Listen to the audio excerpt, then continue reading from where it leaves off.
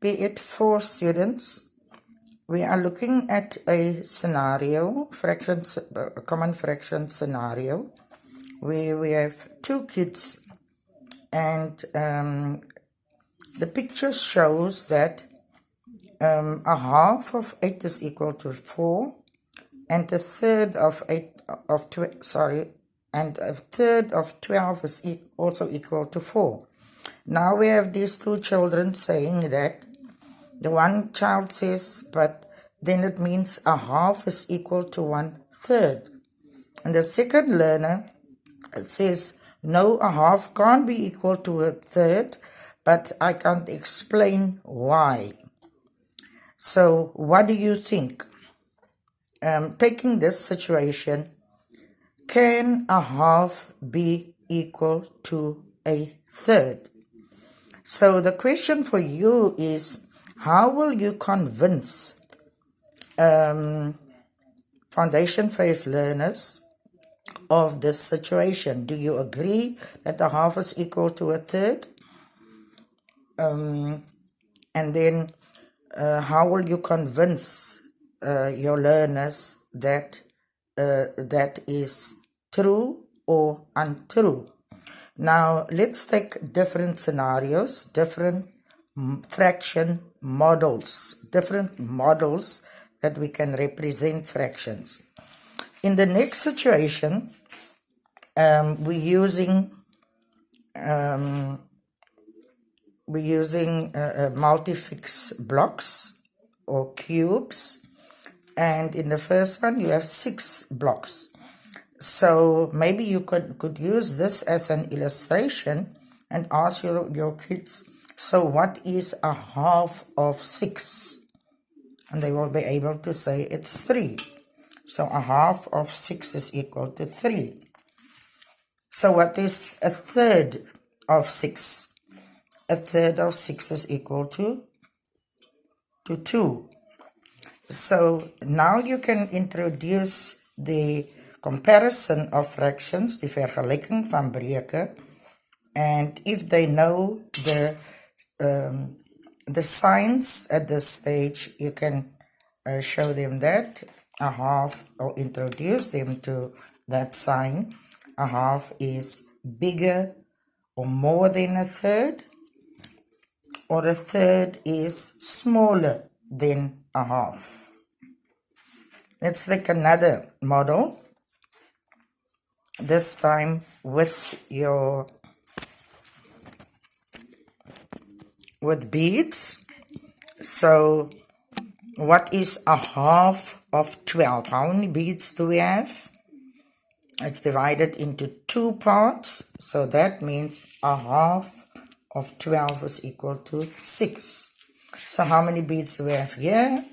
We have 12 beads. So if you divide that into 3 equal parts, how much will a third of 12 be? So a third of 12 is equal to 4. So then again, a half is bigger than 1/3, or a third is smaller than a half. Good. Let's go to the more practical, concrete situation where you can ask your learners, good, we have a whole orange. As ek nou die orange in 2 gelyke dele verdeel, en gelyk op verdeel, hoeveel dele kry ek? 2 gelyke dele, so elkeen van my dele, elke een is 1/2. As ek dit in 3 gelyke dele op verdeel, dan is elke deel gelyk aan 1/3. So wat kan jy nou vir my sê van die halwe, en wat kan jy vir my sê van die derde? In ander woorde, 'n halwe van die lemoen is groter as 'n derde van die lemoen. Dan kan jy gaan na meer semi-concreet, waar hulle kan papier vou, of op die sirkel streek, En hier sal ons nou sien, elke deel word genoem 'n halwe, en elke gelyke deel word genoem 1/3. Wat kan ons nou sê van 'n halwe en 'n derde? 'n halwe is groter as die derde, of ons kan sê 'n derde is kleiner as 'n halwe. Maar nou het ons 'n probleem, want Jannie het nou sy sirkel so verdeel, en hy sê, hy noem elke deel ook 'n derde. Wat sê julle daarvan? Is elke deel 'n derde? Waarom of waarom nie? En natuurlijk sal die leerder dit dan opknip en die stukke op mekaar pas om te sien dat dit nie 3 gelyke dele is nie. So fractions, dividing fractions or sharing fractions is about equal parts. The parts must be equal. So the question to you is, die vraag aan julle is, hoe sal julle hierdie oorspronklike situasie, hoe sal julle leerders help om hierdie miskonsepsie te oorkom? How can you help them to overcome this misconception? So, what you can do is take the 12 blocks and find out what is a half of 12, which will give you 6 blocks. So what is a third of 12? It will give you 4 blocks.